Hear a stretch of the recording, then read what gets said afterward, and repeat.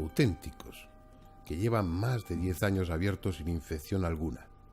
Estigmas que casi diariamente sangran con agudos dolores. Él lo lleva bien, todo lo bien que puede. Son más un premio que un castigo. Una especie de dolorosa marca que prueba su condición de elegido y que le compromete a lo que él entiende que es su misión en este mundo.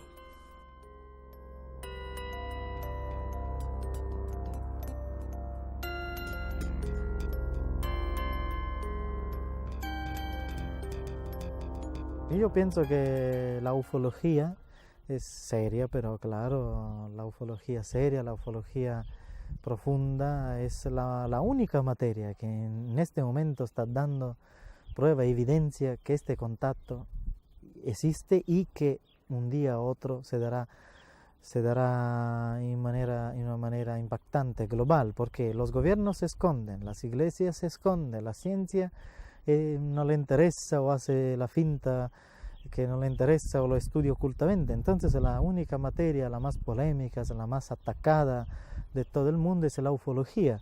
Y es una paradoja, pero la ufología está demostrando que la profecía de Fátima en esta parte es real. Es decir, que efectivamente los extraterrestres existen. Y por esto elegí de difundir material de OVNI, para que se cumple también, para que puedo dar una aportación a la profecía de Fátima. Entonces, mi segundo aspecto de difundir, de hacer conferencias de ufología, de contactos extraterrestres, contactados, Eugenio, Adamski, etcétera. Yo mismo que he tenido mis experiencias, yo no soy un contactado porque he tenido pocas experiencias, poquísimas. Mi contacto es diferente, como hemos explicado antes. Pero hay gente que han tenido contactos extraordinarios, el tema de las abducciones, todos estos temas muy profundos que en nuestras investigaciones nosotros en todo el mundo recogemos material, sobre todo para que puedo sustentar lo que puedo sustentar por lo que se refiere al secreto de Fátima, esta parte del contacto con los extraterrestres. Pero básicamente mi experiencia es difundir el mensaje de Fátima y hay otra parte que me pidieron, la más difícil y que a veces no alcanzo a cumplir, es decir, la actuación del mensaje. Los investigadores que se autoproclaman serios consideran inaceptable esta mezcla de lo espiritual con los ovnis, pero en mi opinión es una actitud más cargada de prejuicios que de razones.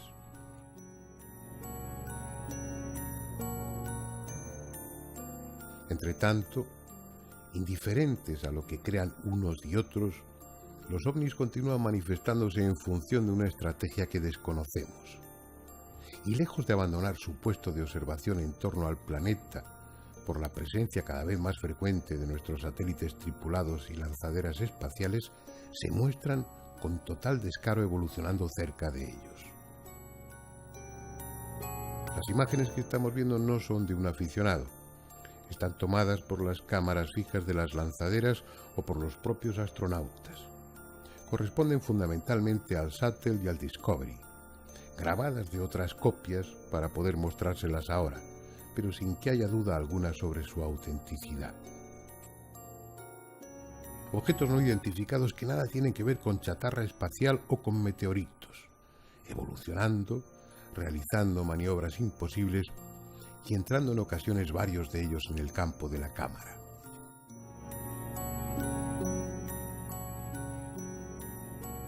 La impresión es que por encima de nuestra estratosfera hay una intensa actividad. Los numerosos satélites perfectamente identificables y otros objetos con diferentes trayectorias y un comportamiento que no guarda relación alguna con el de nuestras naves o el de los objetos celestes convencionales.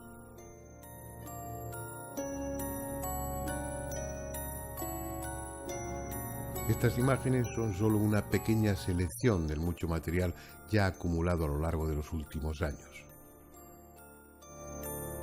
Sabemos lo que no son, ni naves nuestras ni objetos naturales, pero todo lo demás, su origen, su tecnología, la identidad de quienes los tripulan y por qué nos observan, sigue siendo un misterio. De lo único que estamos seguros es de su presencia. Están ahí.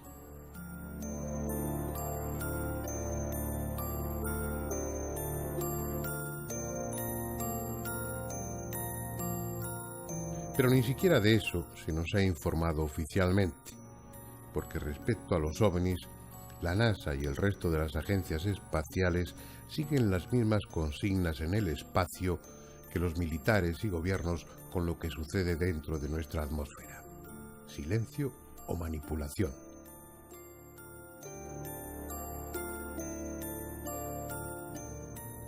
Desde hace más de 5 décadas venimos siendo víctimas de un colosal engaño.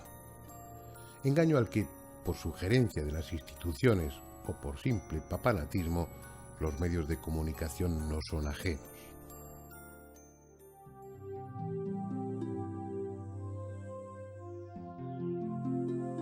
Por ejemplo, si yo les menciono los círculos de las cosechas, la mayoría de ustedes tendrán una opinión formada, ni más ni menos que la que les han inculcado. Ah, sí, aquella broma de 2 jubilados ingleses. Es lo que interesaba que quedara en la memoria colectiva y es lo que ha quedado.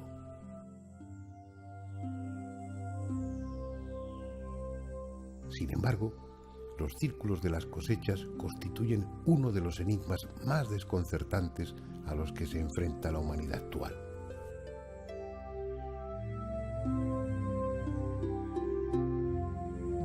Hasta ahora se han contabilizado unos 10.000 de estos pictogramas en 50 países. Los primeros aparecieron en Australia durante los años 60, pero cuando se han convertido en un fenómeno llamativo ha sido a partir de los años 80, en que dejaron de ser círculos sencillos para convertirse en diseños cada vez más bellos y complejos.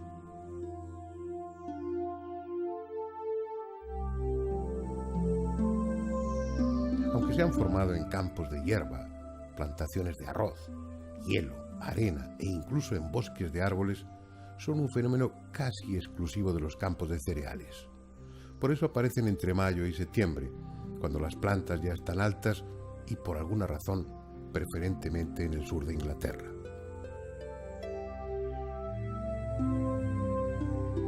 De aquellos círculos, aislados o en grupo, se ha pasado a complicados dibujos que a veces ocupan toda una hectárea de terreno y cuyo contenido abarca los más diferentes temas, incorporando conceptos matemáticos o astronómicos y otros relacionados con el simbolismo, la espiritualidad o el esoterismo.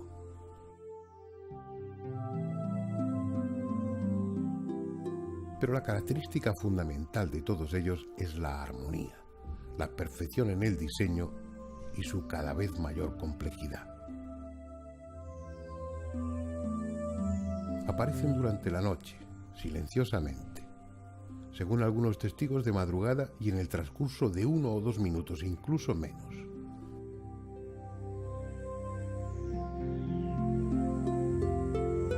A lo largo de estos años son ya muchos los testimonios que se refieren a la presencia de luces de diferentes tamaños y formas sobrevolando el campo donde después aparecerá el dibujo. Incluso han sido grabadas con cámaras domésticas de vídeo, la primera vez en 1991 por el investigador Steve Alexander y desde entonces en varias ocasiones más. La más conocida de esas grabaciones es la que se obtuvo el 11 de agosto de 1996 a las 5 de la madrugada cerca del pueblo inglés de Oliver Castle. En ella se puede ver perfectamente cómo 2 pequeñas esferas luminosas se desplazan sobre el campo de cultivo mientras bajo ella se va formando uno de los complejos pictogramas.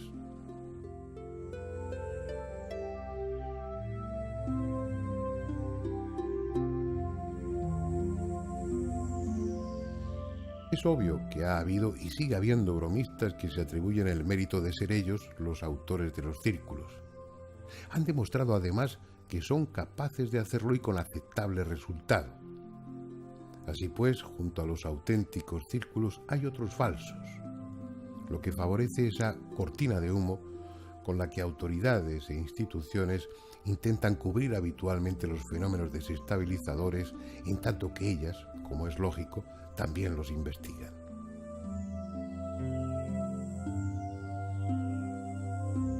En los auténticos dibujos las plantas no están aplastadas con rodillos y por tanto no aparecen quebradas.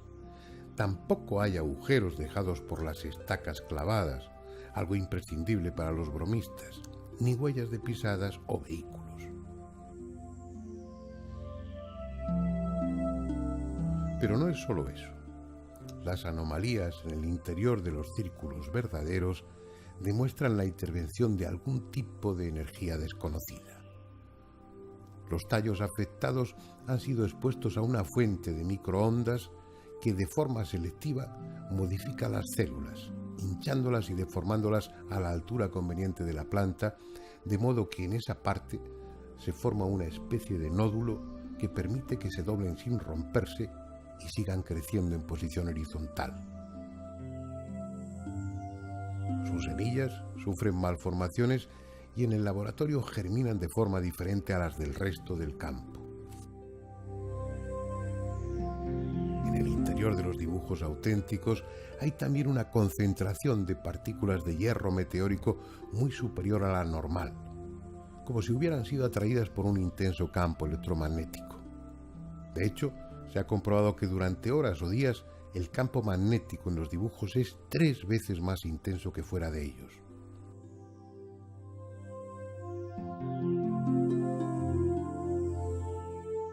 Algo desconocido, que nada tiene que ver con estacas, cuerdas y rodillos, traza desconcertantes figuras en los campos de cereales sin quebrar los tallos, produciendo alteraciones en la estructura molecular de las plantas, modificando temperatura, magnetismo y radiactividad, y sin dejar una sola huella.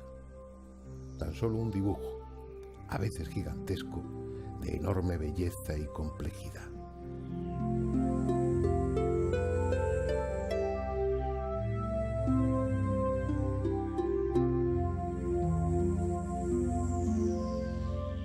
¿Quiénes son los hacedores de círculos y cuáles son sus motivos? Es algo que hoy por hoy carece de respuesta. En todo caso, y aunque sea en esta época cuando aparecen con profusión, hace siglos que en esa parte del sur de Inglaterra se viene hablando de los círculos. Tal vez tengan que ver con los innumerables monumentos megalíticos que allí hay, muchos de ellos también de forma circular. Es posible que la historia de los llamados círculos de las cosechas haya comenzado no en el siglo pasado, sino hace ya varios milenios.